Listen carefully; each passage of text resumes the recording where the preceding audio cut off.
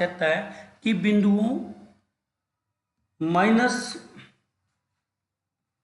बिंदु क्या है, -3 और 10, 6 और -8 को मिलाने वाले रेखाखंड को -1 और 6 से किस अनुपात में विभाजित किया जाता है। देखिए मैं मान लेता हूँ कि हमारे पास P पॉइंट है वो है -3 और 10, दूसरा पॉइंट हमारे पास Q है वो है 6 और -8।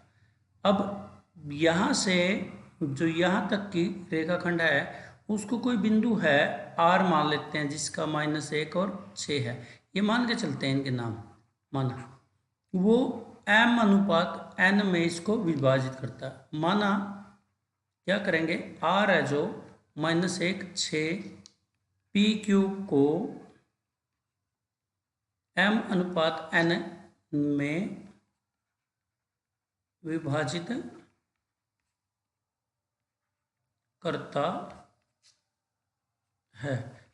करता है, देखो M अनुपात N में। तो प्यारे बच्चों जो हमारे पास M है और N है वो हमारा अनुपात है। अब यही अनुपात हमें निकालना। जब ऐसे क्वेश्चन आते हैं तो हम केवल एक ही पॉइंट से काम करेंगे, जैसे -1 लेके चलना है तो -1 ये कैसा फॉर्मूला होता है, क्योंकि अगर हम उसमें देखते हैं जो हमारे पास प्रश्न होता था P1 क्या था, x1 y1 और दूसरा था PQ x2 y2 और ये था R x और y। यहाँ n अनुपात n थे तो x की वैल्यू क्या आती थी, n x1 plus m x2 divide by m plus n, ये होता था। अब प्यारे बच्चों देखिए अगर मैं -1 लेता हूँ x वाली वैल्यू को तो फिर मेरी क्या मल्टीप्लाई होगी, 3n की गुणा -3 से, तो -3n आ जाएगा। किससे करेंगे, 6 से, ये आ जाएगा 6m डिवाइड में m प्लस n। केवल एक को ही लेके चलना है जब अनुपात निकालना है, न्यूमेरिकल वैल्यू को, अंकों वाली वैल्यू को, अगर जिसमें अंक है वही वैल्यू लेके चलनी। तो मैं m प्लस n की गुणा यहाँ -1 से कर देता हूँ तो क्या आएगा, -m -n, यह आ जाएगा -3n प्लस के 6m।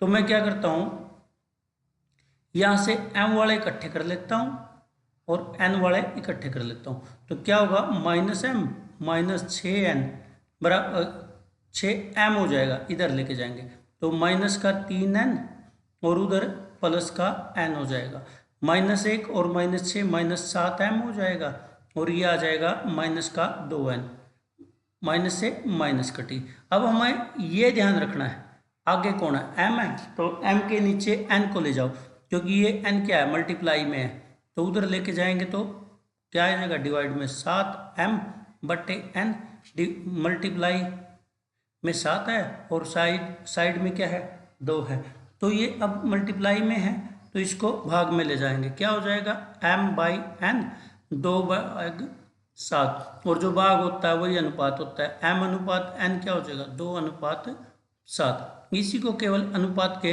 रूप में लिखना है। ये हमारा क्वेश्चन नंबर 4 था। अब ये क्वेश्चन नंबर 5 है, ये बड़ा इंपॉर्टेंट क्वेश्चन है। कहता है ए बिंदु और बी बिंदु को मिलाने वाले रेखाखंड को x एक्सिस द्वारा किस अनुपात में विभाजित किया जाएगा। मान लीजिए ए बिंदु हमारा यहाँ पे है, ए बिंदु, ए क्या है, 1 -5, बी हमारा यहाँ पे है -4 5।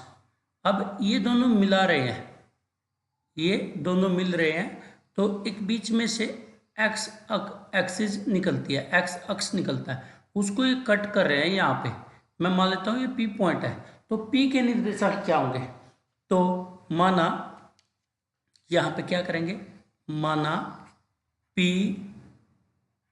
बिंदु x अक्ष पर स्थित है, कहाँ स्थित है, x अक्ष पर, तो P के निर्देशांक क्या होंगे, P के यानी कि x की तो कुछ ना कुछ वैल्यू होगी, y की 0 होगी, क्योंकि x एक्सिस पे क्या होगा, x की वैल्यू होती है, y की 0 होती है। जरूरी नहीं कि x एक्सिस पे हर एक बिंदु x की कुछ ना कुछ वैल्यू देगा, या 0 भी हो सकती है, कुछ वैल्यू में सभी आ जाएंगे, 0 1 2 3 प्लस के माइनस के, पॉइंटों वाले, बटे वाले, रूट वाले, जो भी सब। तो उसके लिए x डिनोट करता है। अब यहाँ जो हमारे पास है, मान लेते हैं, माना p ए बी को m अनुपात n में विभाजित करता है, विभाजित करता है। अब देखिए प्यारे बच्चों, ये कहता है x अक्ष किस अनुपात में विभाजित करेगा। हमने अनुपात मान लिया m और n। अभी मैंने आपको बताया था कि अगर ये अनुपात क्या आ जाएगा, m अनुपात n, तो इसके पॉइंट क्या, x और 0 है। जब हमें पॉइंट निकालना है तो न्यूमेरिकल वैल्यू देखनी होती है। न्यूमेरिकल का मतलब नंबर वाली।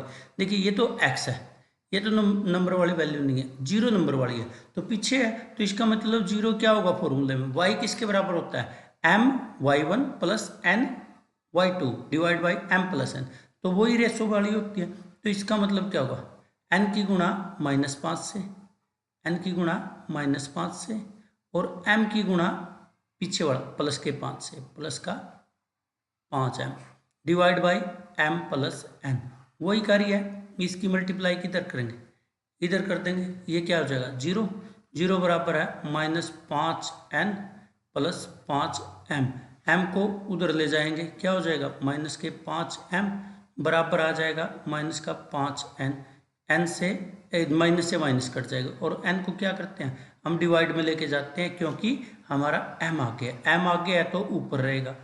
ये 5m भाग n बराबर है 5, और m भाग n किसके बराबर होगा, 5/5, कट के 5 एकम 5, 5 एकम 5, तो m बाई n क्या आ जाएगा 1/1। अनुपात वाले में बटे में 1 लगाना जरूरी है। m अनुपात n क्या होगा, हमारे पास 1:1 होगा। तो ये तो हमारे पास अनुपात निकला है। अब ये कहता है कि m की जगह 1 आ गया, अब n की जगह भी 1 आ गया। अब p है -1, a क्या है 1 -5, b क्या है -4,5, इसके बिंदु बीच में p है, p की वैल्यू क्या है x और 0, क्या अनुपात निकला 1:1, तो x की वैल्यू क्या हो जाएगी हमारे पास, 1 की गुणा 1 से 1 प्लस 1 की गुणा -4 से -4, भाग में 1 और 1 2, ये x क्या आ जाएगा -3/2। तो अपने पास p का पॉइंट की वैल्यू क्या होगी -3/2, 0, ये हमारा निर्देशांक